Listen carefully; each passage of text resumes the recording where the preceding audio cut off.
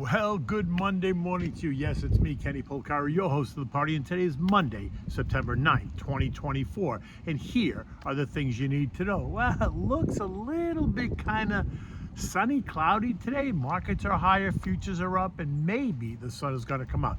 But here are the things you need to know. Stocks got whacked last week, right? The first full trading week of September, but futures are higher this morning.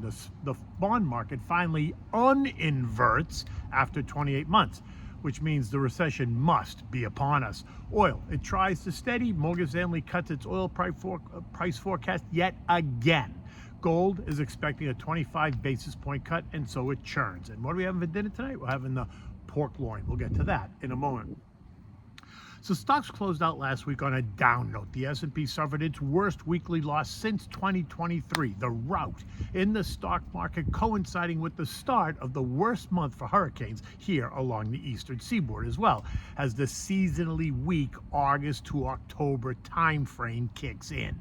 By the end of the day on Friday, the Dow lost 410 points, or 1%. The S&P down 95 points, or 1.7%. The Nasdaq lost 440 points, or 2.5%. The Russell lost 41 points, or just under 2%. The Transport's down 190 points, or 1.2%, while the equal-weighted S&P gave back 80 points, or just over 1%.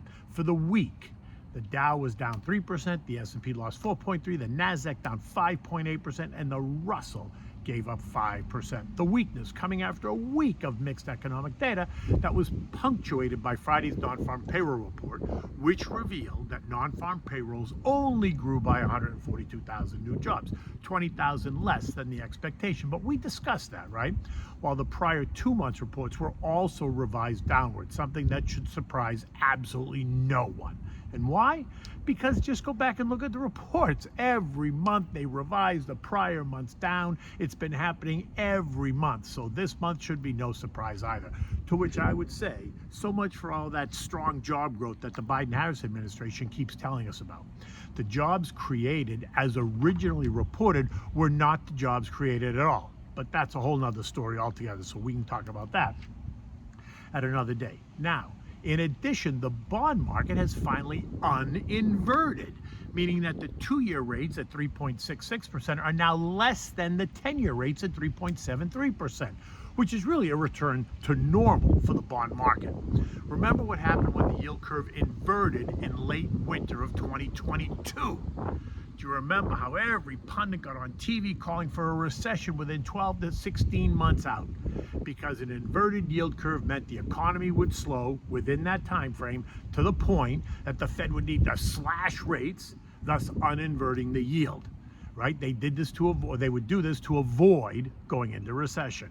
Now, because an inverted yield curve always preceded a recession, well, that 12 to 16 months out would have been April 2023 through July of 2023. And what happened exactly? Nothing. No recession, no nothing. But you can point to the unprecedented liquidity injections and massive fiscal stimulus for all of that. In fact, the yield curve remained inverted until when? Last week, a full 28 months into the inversion. And then on Thursday, it flipped, right? The 2-year is now yielding less than the 10-year on the expectation of sharply lower rates, which I guess means the recession is supposedly knocking on the door. And if that's the case, then maybe we can expect the Fed to slash rates by more than 25 basis points as they try to avoid a recession, right? A hard landing. And they try to come in for that soft landing. But again, here is what I said on Friday. The Fed is stuck between a rock and a hard place, no matter what happens. And that has become evident since everyone got back from the Labor Day holiday. Stocks have sold off. The market is betting on a big cut, while the Fed is trying to just steady the ship with a smaller cut. But again, JJ cannot win here. No matter what he does, it's not going to matter in the near term for stocks. If he cuts by 25 basis points while traders are screaming for a 50 basis point cut, the market's going to sell off.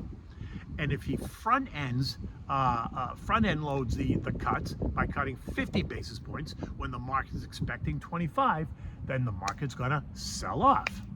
The market's going to sell off, though, for two very different reasons. The first one is going to be because the traders are throwing a temper tantrum, because they didn't get their way, very much like a 2-year-old. While the second one is going to cause the market to sell off, because the unexpected 50 basis point cut would be seen as a panic move and would suggest that the Fed has completely misread the data and is now behind the 8 ball versus being in front of the 8 ball, right? So a place that they don't really want to be.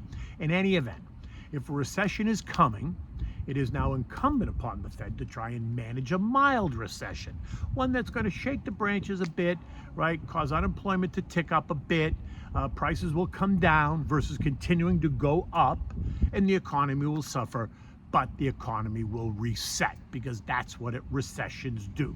They reset the economy. Now, let's just hope that the Fed has not completely missed it. Don't forget, we've been experiencing a slew of rolling recessions hitting different sectors over the past 2 years. So I would ask, is everyone overreacting?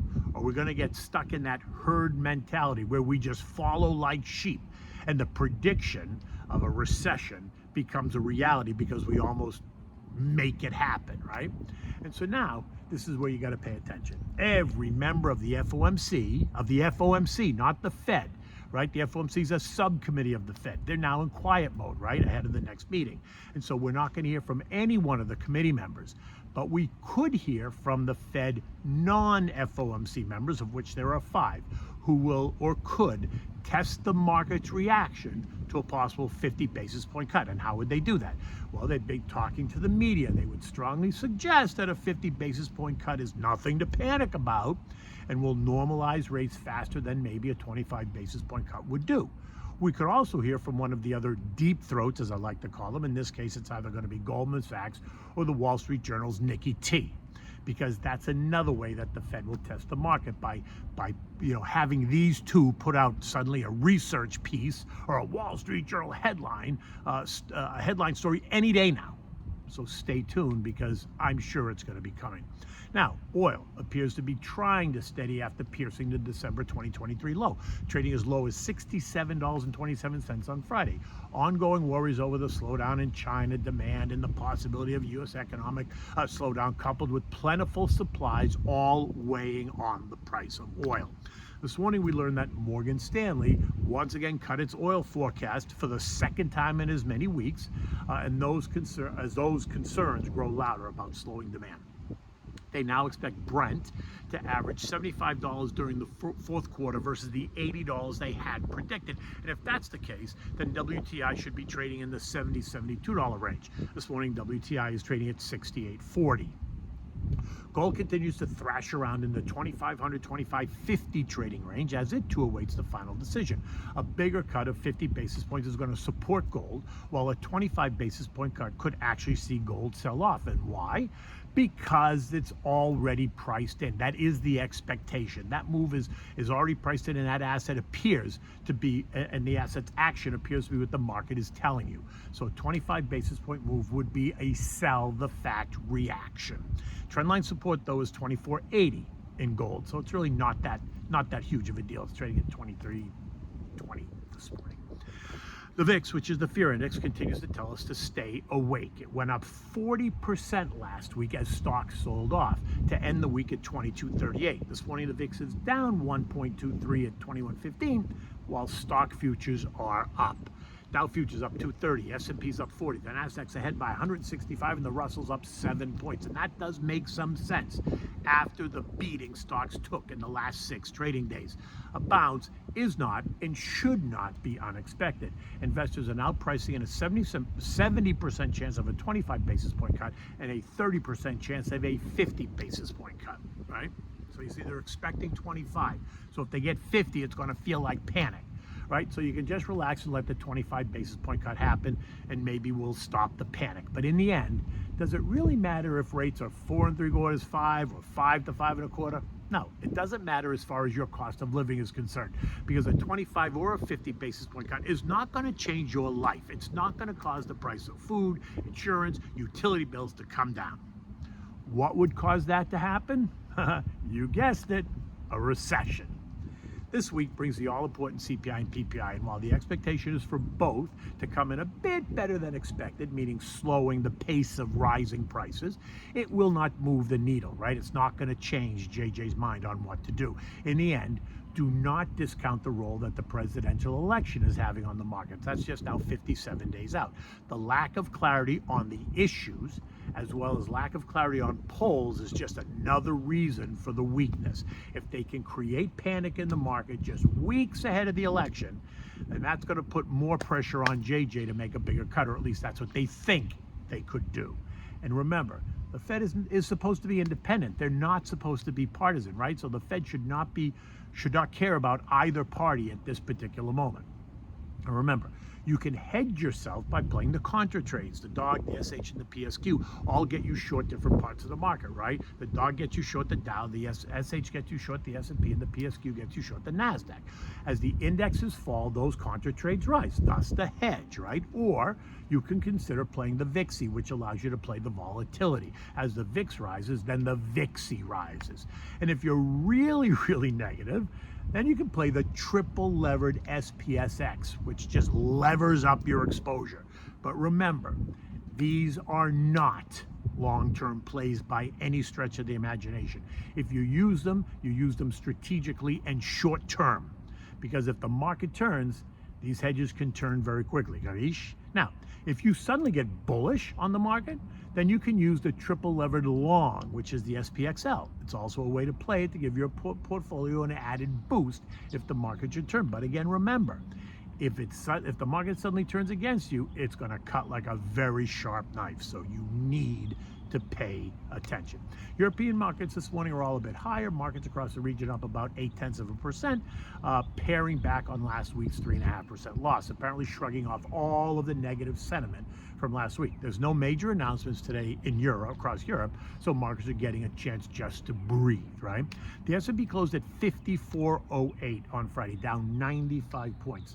No need to rehash why. By now you realize what's going on. The September-October time period are weak months historically. We discussed this, and the eco data is only confirming what we already know, that the U.S. economy is slowing. It's not crashing as far as I can see. At least I don't think that's what the data is telling me yet. Slowing, yes. Crashing, no. Long-term investors need to remain focused and balanced. Building a strong, well-diversified portfolio, as usual, takes time and commitment. Give me a call to discuss. I'm always happy to do that. I'm on with Neil Cavuto today at 12 p.m. on Fox Business, and then I'm on my way to New York City for the balance of the week. So I'll be coming to you live from most likely Grand Central or somewhere up in Midtown. Okay, so what do we have for dinner tonight as we kind of prepare for the start of the week? So this is that roast loin pork recipe. Right, this one is with peaches and honey and brown sugar. It's really delicious, right? It's a simple dish. It presents beautifully on the platter. You make it like with some rice pilaf and a big green salad. It's really all you need. Doesn't take that long to make. For this, you need 1 3-pound boneless pork loin. You need canned peaches. You need honey, fresh lemon juice, brown sugar, and salt and pepper. You want to preheat the oven to 400 degrees. You want to season the loin with salt and pepper. Nothing more. Massage it, the salt and pepper into the loin. Add a little bit of olive oil onto it to make it all easier. Then place the loin in a baking dish and place it in the oven uncovered and let it roast for 30 minutes. Now, on the stove in a pan, you're going to add the canned peaches with the juice. You're going to add the juice of 2 fresh lemons, 2 tablespoons of honey, and ½ cup of brown sugar. You're going to bring it to a boil and then crush the peaches kind of with the back of the spoon as they get soft in the heated pan. You're going to cook that for maybe 4 or 5 minutes, then remove it, just kind of let it cool down a little bit. After the 30 minutes that the pork loin has been in the oven, you're going to pull it out. You're going to add the peaches to the baking dish, pouring the peaches over the whole loin, and then return it to the oven, cook it for about another 30 minutes or so. Now you can turn the loin if you want. When it's done, take it out, let it rest for 5 minutes, then slice it and place it on a serving platter, kind of fanning it out. Spoon the peaches and the juice over the top and serve this like with a garlic herb rice pilaf and a large green mixed salad. It's really all you need. It's a great dish, easy to prepare. Everyone's going to like it, and it's so good for you in any event.